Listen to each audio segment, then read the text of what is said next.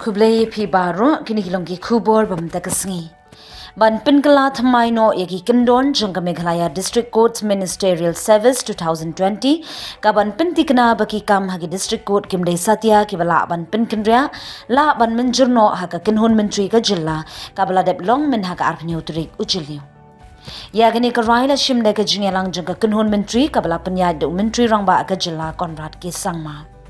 Habaya keren bagi nong thok kubor kanong ai ketin ke sarkar bat menteri sarkar kong amprin lingdo kalau ong bada kani ke jingpin kala ki district council kinyo bor ban pendamno ya ke rule 33 ban nang ni shakman ki district selection committee DSC rules kin tre kam ha ki district code ha ke jingthung kam thung jam bat bakanum don Shuh ke jingpin Kynriah kam. Because it has passed the proposal for the amendment of the Meghalaya District Courts Ministerial Service 2020. Henceforth, district courts will be authorized to omit and delete rule number 33, and henceforth the DSC rules will also apply in the district courts. What do you call it? Job and employment. Yes, and no transfer from No one district to the transfers, other yeah. district. So that is the first thing. The ministerial service rule. It was amended today.